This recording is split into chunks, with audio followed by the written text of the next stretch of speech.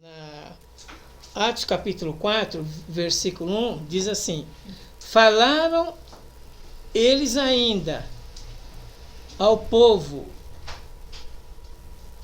quando sobrevieram os sacerdotes, o capitão do templo e os saduceus. O capitão do templo eram os policiais do templo na época, né? Ressentidos por ensinarem eles o povo, anunciarem em Jesus a ressurreição dentre os mortos. Os prenderam, então eles estão pregando, Pedro e João estão pregando a palavra, chegam os capitães do templo, né, os sacerdotes, e prende Pedro e João. Então agora eles estão presos porque estão pregando a palavra de Deus, eles estão numa situação difícil, eles estão enfrentando um problema difícil. O 3, e os prenderam, recolheram no cárcere até o dia seguinte, porque já era tarde. Muitos, porém, dos que ouviram a palavra, aceitaram, subindo o número de homens quase 5.000. Então, olha como é interessante, né? Se você compra 1 quilo de carne, vamos dizer uma 100, que é uma carninha mais dura. Você compra 1 quilo de carne. Você vai cozinhar na panela normal. Você põe lá na panela normal. Dura quanto tempo, mais ou menos? Quanto tempo dura, mais ou menos? Um chute aí. Para cozinhar na panela normal, 1 hora. Aí você põe na panela de pressão. Dura quanto tempo? 25 minutos. Tem coisa que na pressão é mais rápido, a gente cresce. Crente, ele cresce mais na pressão, na dificuldade. Na luta é que ele cresce. Na luta você cresce rápido, você desenvolve rápido, Deus te dá dons, Deus fala com você, Deus te muda, Deus te transforma. E é muito mais rápido o crescimento na pressão. E os apóstolos, eles estão aqui na pressão, eles estão sendo presos. Enquanto eles estão presos, vocês estão presos porque estão anunciando o nome de Jesus, né? Causaram a inveja lá nos sacerdotes, causaram a inveja nos capitães do templo, e eles prenderam. Só que quando eles prenderam os apóstolos, a igreja tinha 3.000 membros. Quando eles prenderam, eles se dispersaram, a igreja foi para 5.000 membros.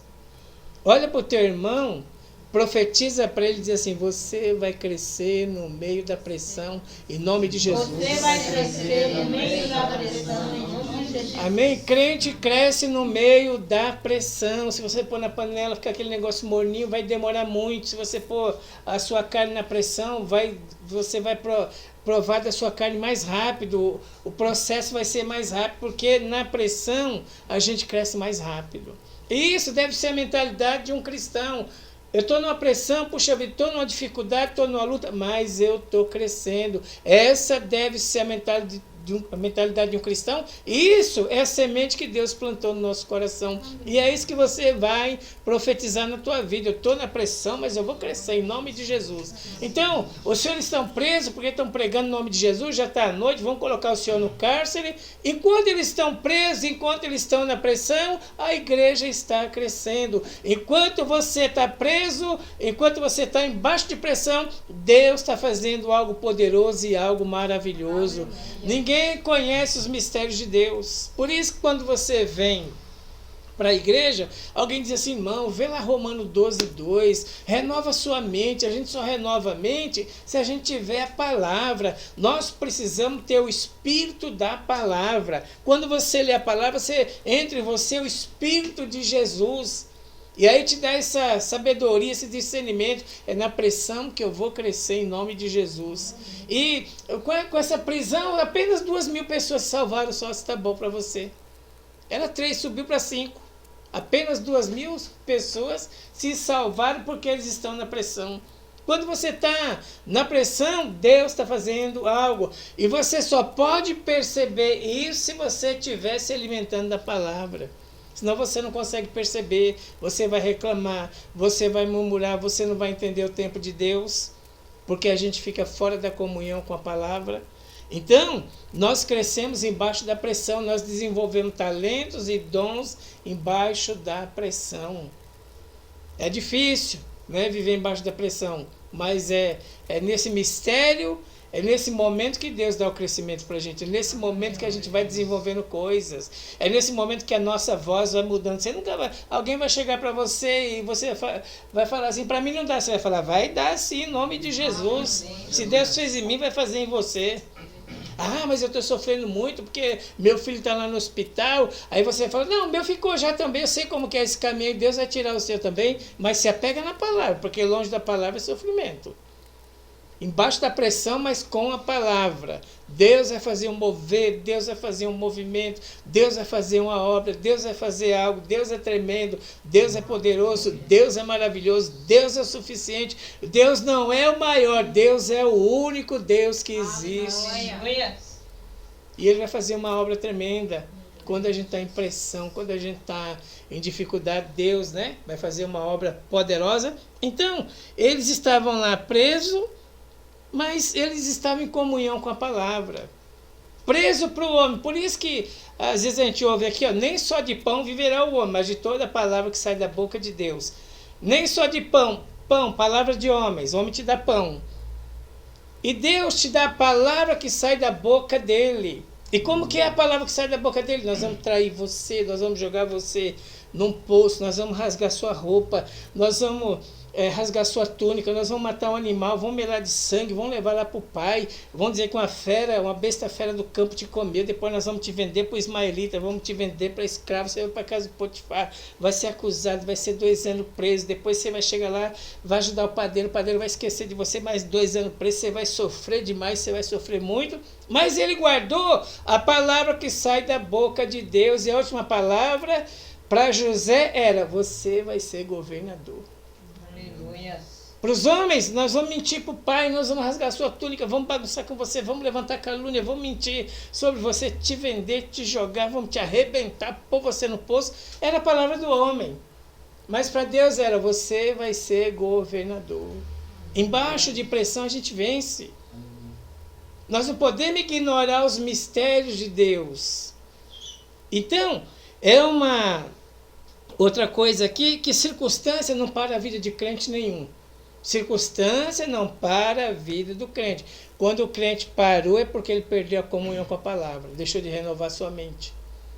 Mas circunstância, e se for pecado, quando sentar aí, Deus fala do pecado escondido, do pecado não confessado. Quando a gente senta aí, Deus fala. Se um crente está se desviando por causa do pecado em oculto, quando ele chegar na igreja, Deus vai falar sobre aquilo. Quando ele não está em pecado, quando ele está buscando a Deus, obedecendo a palavra, está numa pressão muito grande, está sofrendo, quando chega aqui, Deus fala. Olha, eu tenho um propósito nesse sofrimento, nessa luta, nessa dificuldade. Você não vive da palavra que sai da boca do homem, você vive da palavra que sai da boca de Deus. Nós não vivemos da palavra que sai da boca do homem. Não ficamos só aqui na circunstância. Nós vivemos daquilo que sai da boca de Deus. Você não presta, você não vale nada. E Deus fala, você vai ser o governador do Egito. Então vamos preferir ficar com a palavra de Deus do que com a palavra do diabo, com a palavra dos demônios, com a palavra dos homens. Vamos preferir a palavra de Deus. E qual é a palavra de Deus? Hoje, circunstância não pode parar você. Eles estão numa circunstância muito difícil, um problema muito difícil, né? Mas eles estavam em comunhão com o Espírito é a palavra, eles estavam em comunhão com a palavra. Esses se alimentavam da palavra que sai da boca de Deus, não só do pão do homem. Então, circunstância não para crente, dificuldade não para crente. O que para crente é o pecado, porque o pecado afasta a gente da palavra, a gente deixa de se alimentar da palavra, nós estamos ficando fracos, aí qualquer luta, né, já faz a gente desistir das coisas. Então, circunstância e acontecimento não para crente, e essa deve ser a nossa fé. Eu vou crescer no meio das pressões em nome de Jesus. No meio dessa pressão, Deus tem um mistério, Deus tem algo para fazer.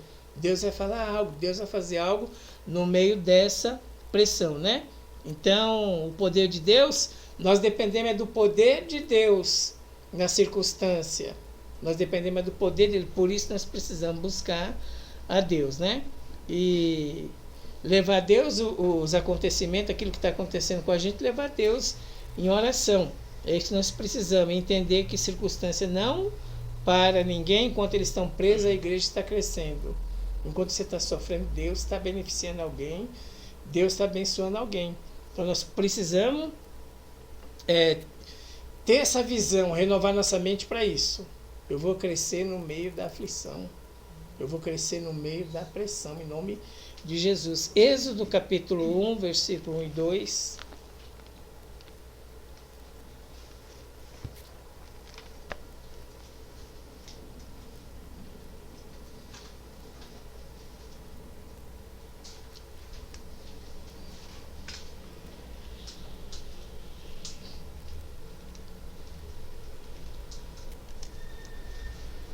Não, Êxodo é capítulo 12 ao 14. Mas quanto mais os aflição. Quanto mais os afligiam, tanto mais se multiplicavam, tanto mais se espalhavam, de maneira que se inquietavam por causa dos filhos de Israel. Então, o povo de Israel está lá no Egito e está sendo escravizado. Piores trabalhos, né? Eram deles, estavam sendo escravizados. Por quê? Por causa do número deles. Eles estavam crescendo, estavam desenvolvendo muito, e o povo do Egito ficou com medo de ter uma guerra, eles se voltarem contra eles, né? Juntar com outro povo e dominar o país. Então eles tinham medo. Então eles procuravam, já que eles estavam crescendo muito, se multiplicando, procuravam atrapalhar a vida deles com trabalho forçado. Antigamente eles faziam tijolo, então a pessoa vinha, colocava a palha lá, junto com barro, ele fazia o tijolo. Aí o faraó mandou tirar. Agora você tem que buscar a palha, buscar o barro, aí você põe aqui, depois você faz o tijolo, para você ficar bem cansado, e à noite você não pode ir para a igreja. O diabo quer ver você bem cansado a ponto de você não poder congregar. Então você vai ficar bem cansado e à noite você não vai adorar a Deus, você não tem força. Então era a estratégia do inimigo atrapalhar o povo. Ao invés de Faraó olhar para aquele povo e falar, puxa vida, Deus está abençoando vocês, eu vou buscar o Deus de vocês também, que seria o certo. Não, Deus está abençoando vocês, eu vou atrapalhar vocês. E com isso eles afligiam o povo de Deus. Quanto mais afligia, mais esse povo crescia. Essa deve ser a nossa visão. Quanto mais aflição, mais eu vou crescer, e eu estou em comunhão com a palavra. Eu sei disso, eu sei quando eu estou em pecado, precisa acertar a vida também. Eu sei, eu vou sentar aqui, Deus vai falar que é o pecado. E você vai sentar aqui, Deus vai falar, continua, meu filho, nessa aflição aí, eu estou com você, eu tenho um propósito, eu tenho um mistério. Não ignore os meus propósitos, o meu mistério que eu tenho na sua vida. Continua aí. Não desiste não, continua. O diabo falou que acabou e Deus está falando, não, vai começar agora. O diabo, não, já acabou, não vai dar certo. Aí o Deus falou, não, vai começar agora e vai dar certo. Aí eu recebo essa palavra, se eu estiver no Espírito, aquilo vai me alimentar. Aquilo vai me fortalecer. Então, quanto mais eles sofriam, mais se multiplicavam. E essa deve ser a minha visão, essa deve ser a palavra que sai da minha boca, essa deve ser a minha mentalidade, esse deve ser o que corre no meu sangue. Quanto mais aflição, eu vou crescer em nome de Jesus. Quanto mais dificuldade, eu vou crescer em nome de Jesus. E se tem alguém me atrapalhando, Deus vai fazer uma obra, Deus vai fazer um milagre. Então, essa era a marca do povo de Israel. Quanto mais sofriam, e daqui eles saíram para o deserto. É passagem que Moisés vai lá, Deus levanta Moisés como libertador, leva eles para o deserto. No deserto estão numa terra estranha, num lugar estranho, um lugar que não nasce nada, um lugar que você teria poucos dias de vida, mas viveram 40 anos, porque Deus vai nos acompanhando, Deus vai fazendo os milagres, Deus vai trabalhando, Deus vai nos preparando para entrar na outra terra, na terra prometida. Então nós estamos aqui no ensaio para entrar na terra prometida. Mas no meio dessa aflição é a marca de Deus. Nós vamos crescendo. Nós vamos se desenvolvendo. Deus está agindo, Deus está trabalhando. Não podemos ignorar os mistérios de Deus. Nós precisamos louvar, nós precisamos glorificar, nós precisamos exaltar. Nós precisamos bendizer o nome do Senhor, né? E versículo 13. Então os egípcios com tirania faziam servir o povo de Israel, os filhos de Israel, e lhe fizeram amargar a vida com dura servidão, em barro, em tijolos, em todo o trabalho no campo, com todo serviço com em que na tirania servir. Então fizeram servir com tirania, com dificuldade, com lutas. O diabo, esse mundo aqui é do diabo. O diabo jaz no maligno. Quem não aceitar Jesus vai junto com ele, porque o mundo jaz no maligno. E esse diabo aqui, que era o faraó na época, e os demônios, que eram os liderados dele, esse diabo está aqui no mundo junto com os demônios, querendo nos oprimir, querendo fazer a gente servir com tirania, com dificuldade, nos atrapalhando com lutas. Mas qual era a marca do povo de Israel? Quanto mais problemas, mais eles cresciam. E essa marca está na nossa vida. Quando nós recebemos Jesus, nós recebemos a semente da vitória. Então, quanto mais dificuldade, mais nós vamos crescer.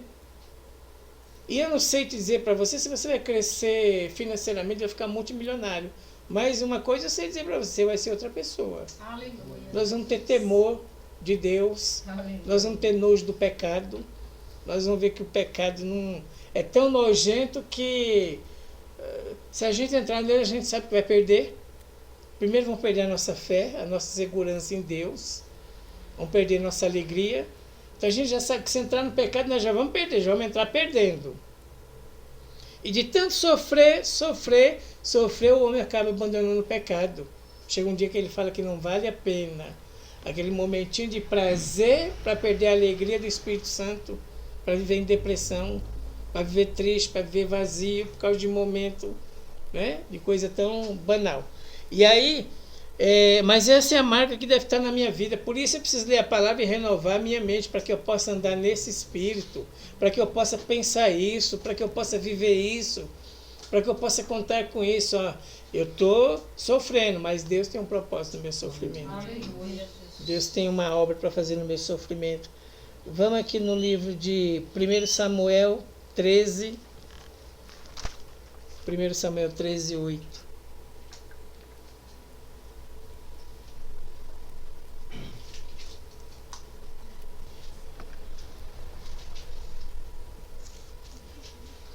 Samuel estava com problema e ele mesmo declara aqui, ou Saul estava com problema, né? Estava em guerra e os inimigos estão chegando perto.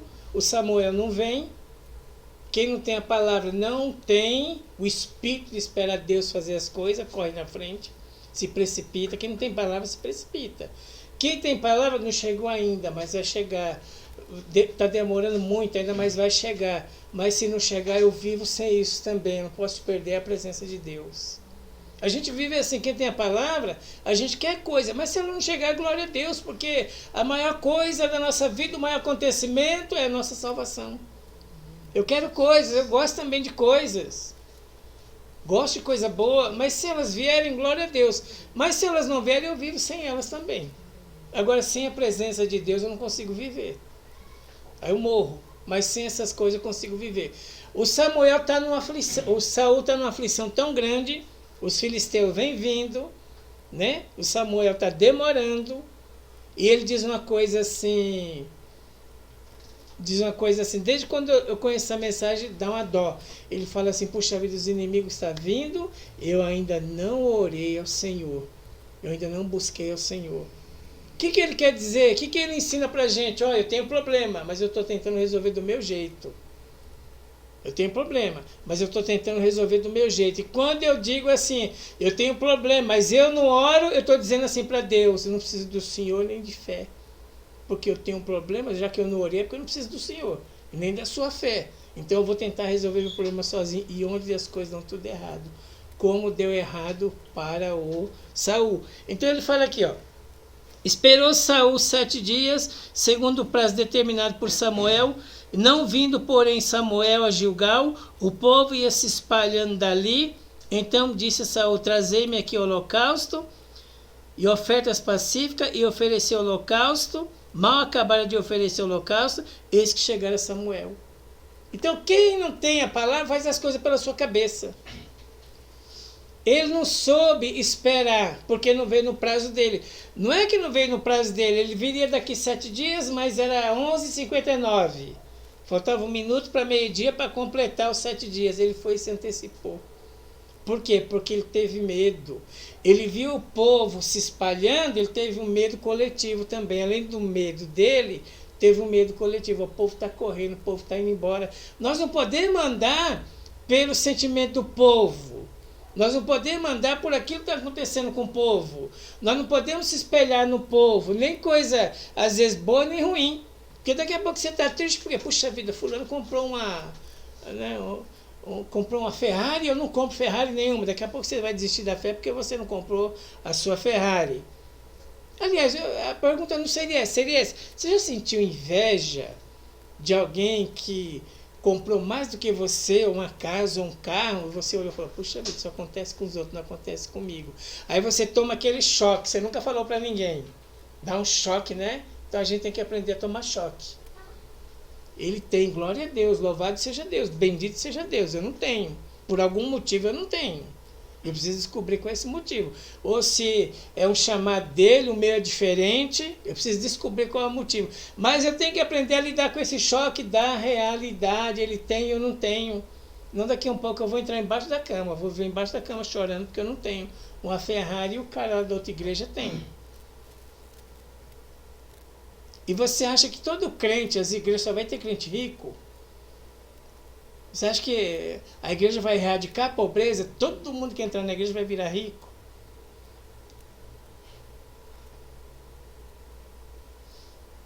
Eu conheço alguns amigos que mudaram para lá, mas eu vou te contar, hein? Se eu fosse você, eu dava glória a Deus com esse problema que você tem.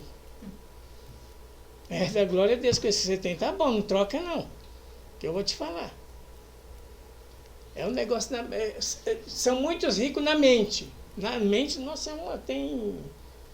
Como chama aqueles carros bem caros? Bugatti, né? Na mente tem Bugatti. E aqui tá bugado. Vamos centrar no Evangelho. Se Deus quiser, hoje, Deus te enriquece hoje. Vamos centrar na palavra. E sabe qual é a palavra para nós? Puxa vida, eu estou cheio de problema aqui. Mal acabaram de oferecer o holocausto, chega Samuel. Mal acabou, ele andava pela cabeça dele, Saul. Quando ele acabou de acender o holocausto, não aprendeu a esperar o tempo de Deus. Não aprendeu a guardar o tempo de Deus. O tempo de Deus é uma ferramenta que Deus usa, é dolorido. O tempo de Deus, a gente quer coisa, a gente deseja coisa, a gente ora por coisa. Quanto mais ora, mais ela some, mais ela vai embora, mais ela vai para longe. E a gente continua orando. O Saul não esperou isso. Mal acabou de acender o Samuel. Chegou, o que aconteceu? O ministério dele não foi confirmado, foi rasgado. Porque não soube esperar o tempo de Deus. O ministério dele foi rasgado. Deus rasgou o ministério dele. Se ele tivesse paciência para esperar mais um pouco, Deus teria confirmado o ministério dele.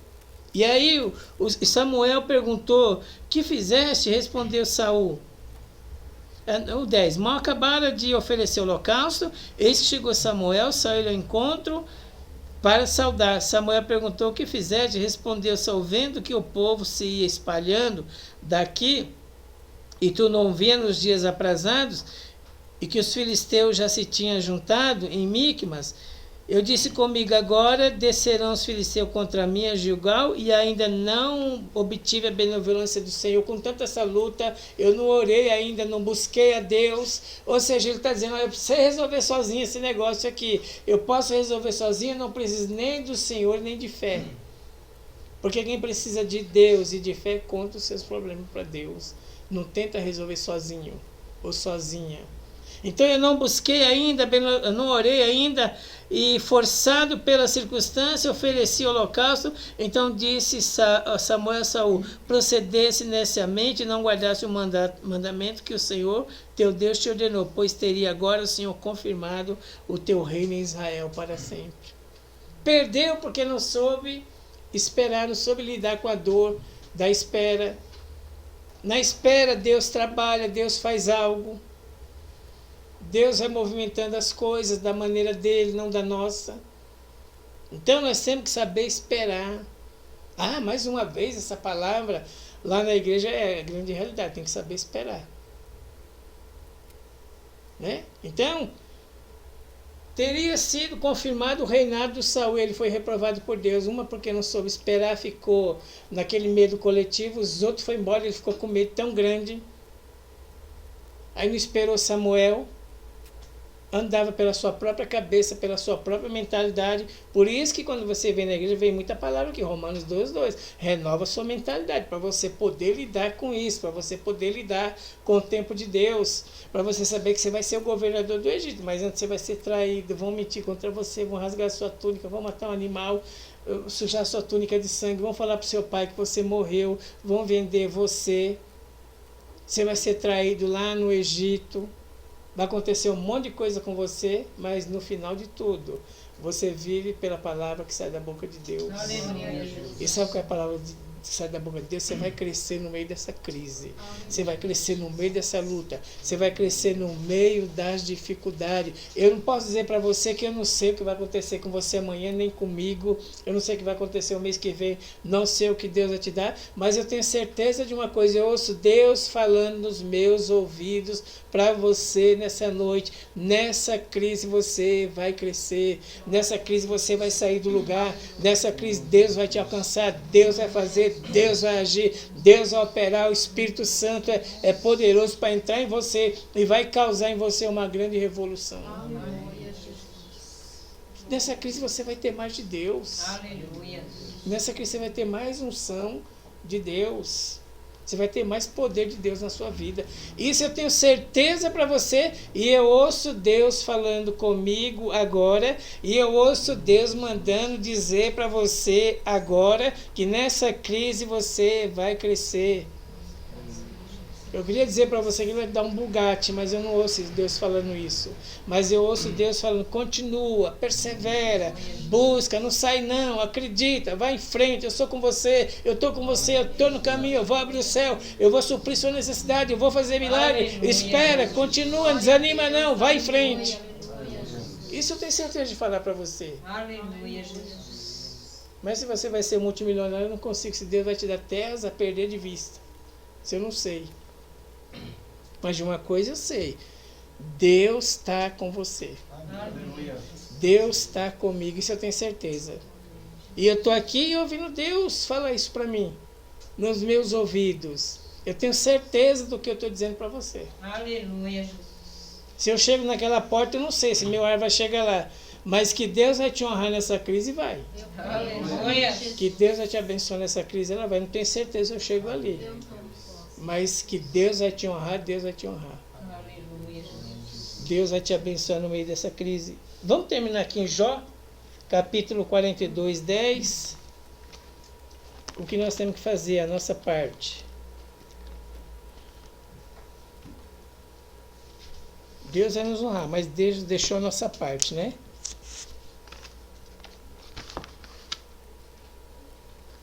Mudou o Senhor a sorte de Jó quando esse orava pelos seus amigos. Deus mudou a sorte do Jó, Deus mudou a vida do Jó, quando ele orava pelos seus amigos. Quem eram os seus amigos? Jó tinha 4 amigos ricos também, moravam em cidades diferentes, mas eram os amigos de Jó. E quando souberam daquilo que Jó estava passando, sabia que Jó era fiel a Deus, né? Que Jó tinha uma vida abençoada, quando souberam daquilo se ajuntaram, foram lá para a cidade do Jó. E o probleminha que o Jó cometeu é que um certo momento o Jó não aguentou e ele começou a amaldiçoar o seu dia. Maldito o dia que eu nasci, por que eu não morri no ventre da minha mãe? Porque a pressão era tão grande. E os amigos se aproveitaram dessa brecha, já que ele tocou no assunto, vamos também tocar no assunto. E os amigos começaram a dizer para ele, um amigo chamado Elifaz, diz assim, só acontece isso com uma pessoa que está em pecado. Eu e você, a gente está aqui, nós já lemos esse texto, nós sabemos que o Jó não está em pecado, que não é pecado, que o Jó cometeu, nós sabemos disso. Mas os amigos tiraram a conclusão, dizendo que isso só acontece se você estiver em pecado. Jó, eu nunca vi um justo perecer. Por que você está perecendo? Alguma coisa errada tem com você. É o que os amigos de Jó falavam. Alguma coisa errada está com você. O outro dizia assim, é porque você é humildade, é porque você tem pecado em oculto. Seus filhos pecaram, por isso que essa coisa está acontecendo com você. O outro tinha a mesma opinião dos dois. Tinha uma mente mais tradicional, né? E dizia, Jó, você precisa abandonar o pecado. Todos eles acusando Jó. Depois Deus fala para eles, vocês precisam pedir perdão para o Jó e o Jó precisa orar por vocês. E exatamente esse momento, quando o Jó está orando por eles, é que Deus muda o cativeiro de Jó. Qual é aqui a intenção de Deus? O que Deus quer falar com a gente? Ore, ame os seus inimigos. Mesmo que falou mal de você, você tem que ter esse espírito, você tem que ser liberal, sua cabeça tem que ser liberal, sua mente tem que ser liberal. Lute com isso, ore mesmo, libera a vida deles, ora por eles, porque Deus vai virar o seu cativeiro. Não são restrições, nem a circunstância que vão deter você. Você vai ter em dobro, você vai crescer muito mais, mas faz a sua parte, perdoa as pessoas, ore por elas. Você falou que era pecado na minha vida, você falou que meus filhos eram ruins, por isso está acontecendo isso comigo, você falou que o justo não perece, e Jó está orando pelos seus amigos. E o que acontece? Aquilo agrada a Deus. Quando você ora pelos seus inimigos, nós estamos cumprindo a palavra de Jesus, e o que acontece? Isso agrada a Deus, há uma liberação na tua vida. Você vê que a liberação veio no momento que ele está orando pelos amigos deles, os que acusavam. Depois ele falou assim, vai lá e pede oração para o Jó. Falou para os 3, o Jó vai orar por vocês. Depois, aquela pessoa que falou mal de você, te arrebentou, depois ela volta e acerta a vida com você. Mas quando é que começou a liberação? Quando eu comecei a orar pelos meus amigos. Eu quero bênção de Deus? Quero, mas eu tenho também que dar para Deus o que Deus me pede. O que Deus me pede? Que eu ore pelos meus inimigos. Que eu ame os meus inimigos, aqueles que me perseguem. E tem outra coisa que a gente aprende, às vezes a gente vê a pessoa numa aflição, não adianta a gente dar conselho. Eles chegaram lá para dar conselho. Às vezes é um conselho até da palavra, mas não é oportuno naquele momento. Como o pastor Daniel pregou aqui, eles queriam pregar na Bitínia, queriam pregar na Ásia, mas o Espírito Santo não permitiu. Eles foram para a Espanha, depois voltaram e pregaram lá na Ásia e na Bitínia na volta. Fizeram a obra de Deus, mas não era aquele momento, porque a Europa tinha mais necessidade. Deus queria fazer algo urgente lá na Europa. Não era na Ásia nem na Bitínia. Por isso que o Espírito Santo impediu eles. E quando eles voltaram fazendo a obra de Deus. Aleluia. Sabe, tem gente que a gente não dá conselho para ela, a gente só ora. Porque senão a gente acaba ignorando os mistérios de Deus. Deus está fazendo algo na vida daquela pessoa, aí chega a gente com aquela teologia e começa a pregar para a pessoa e não é aquilo. Aí você está assim por causa do pecado. Seus filhos pecaram, por isso você está assim, você perdeu tudo. Imagina os pensamentos de Jó, uma pessoa que teve tudo na vida e agora não tem nada. Imagina a vida emocional desse homem arrebentada. Eu tinha tudo na vida, agora não tem nada. Ainda chega 3 caras ainda para me acusar, 3 amigos. Mas isso não foi o suficiente, essa circunstância não foi o suficiente para acabar com a vida do Jó, nem paralisar o Jó. Porque Jó se alimentava não do pão do homem, mas se alimentava da palavra que vem da boca de Deus. E quem se alimenta da palavra de Deus é cheio do Espírito Santo, é cheio de poder, é cheio de unção, não fica brigando com ninguém, não fica com intriga com ninguém, abençoa a vida das pessoas. E a bênção, quando você abençoa a pessoa, é a maior expressão prática do amor de Deus na terra. Quando você abençoa a vida de alguém, o seu próximo. É a maior expressão. E quando você ora por alguém que te acusou, te arrebentou, rasgou sua túnica, mentiu contra você, quando você tem força para orar por essa pessoa, é a maior expressão do amor de Deus. Quer entender o amor de Deus? Eu queria, então faz igual Jó, ora pelos seus inimigos. Ora por quem está te maltratando. Abençoa a vida delas. Essa é a maior expressão de amor de Jesus e foi o que ele fez na cruz. Quando o soldado estava furando ele, pregando, ele dizia assim, Pai, perdoa porque eles não sabem o que fazem. Enquanto estava apedrejando Estevão, ele dizia, Pai, perdoa porque eles não sabem o que fazem. Enquanto eles estavam machucando José e pensavam que José ia pagar com a mesma moeda, José falou, não, eu tenho um lugarzinho aqui para vocês, uma terra chamada Gozen, vou levar vocês para lá e lá eu vou alimentar vocês também. Por quê? Porque o interior dele estava liberado, ele sofreu uma grande revolução do poder do Espírito Santo. E quem tem essa revolução do Espírito, anda assim, anda na vitória, anda na bênção, sem mágoa com ninguém. Mas também sem dar muito conselho. Ó, você está assim por causa disso? Não, a gente entra numa situação que a gente ignora os mistérios de Deus. Jó era pecado? Não era. Era uma conversa entre ele, Satanás e Deus. Era um testemunho que Deus estava fazendo ali. Então, isso não pode parar a vida do Jó, porque maior é aquele que está em nós do que aquele que está no mundo. Aleluia. Aquele que está no mundo já foi julgado. A vitória é nossa em nome de Jesus. Amém? Aleluia. Glória a Deus.